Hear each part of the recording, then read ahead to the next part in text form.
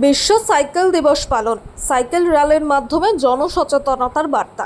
পরিবেশ দূষণ রোধ এবং সুস্বাস্থ্যের জন্য জনসচেতনতামূলক বার্তা দিতে মানবাজার 1 নম্বর ব্লকের পায়রাচালিতে 3রা জুন 2026 ভারত সরকারের ক্রীড়া ও যুব কল্যাণ মন্ত্রণালয়ের অধীনস্থ মাই যুব ভারত এর পুরুলিয়া শাখার সহযোগিতায় এবং প্রভাত সংস্থার ব্যবস্থাপনায় পালিত হলো বিশ্ব সাইকেল দিবস। এই কর্মসূচির মূল উদ্দেশ্য হলো সাধারণ মানুষকে দৈনিক জীবনে সাইকেলের ব্যবহার বাড়াতে উৎসাহিত করা এবং পরিবেশ ও স্বাস্থ্যের প্রতি সচেতনতা বৃদ্ধি করা। র্যালিতে এলাকার বহু যুবক ও উৎসাহী সাধারণ মানুষ স্বতঃস্ফূর্তভাবে অংশ নেন। পায়রাচালি থেকে এই সাইকেল র্যালির সূচনা হয়। র্যালিতে অংশগ্রহণকারীদের সাইকেলে পরিবেশ রক্ষা ও শারীরিক সুস্থতা বজায় রাখার বিভিন্ন বার্তা দেওয়া হয়।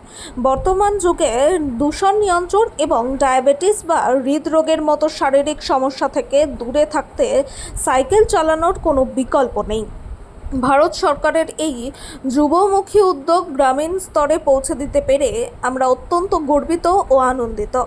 যুব সমাজকে সুস্থ ও গতিশীল রাখতে মাই যুব ভারতের এই যৌথ উদ্যোগ অত্যন্ত প্রশংসিত হয়েছে।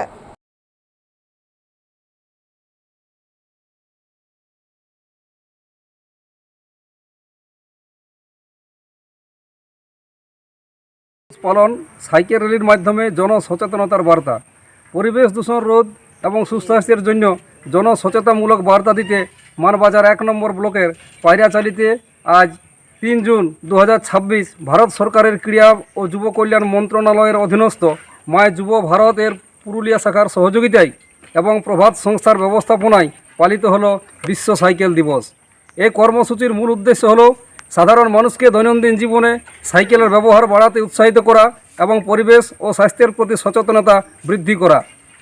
এই র্যালির এলাকার বহু মানুষ ও উৎসাহিত সাধারণ মানুষ স্বতঃস্ফূর্তভাবে অংশগ্রহণ নেন। পায়রাচালি থেকে এই সাইকেল র্যালির সূচনা হয়। র্যালিতে অংশগ্রহণকারীদের সাইকেলে পরিবেশ রক্ষা ও শারীরিক সুস্থতা বজায় রাখার বিভিন্ন বার্তা দেওয়া হলো।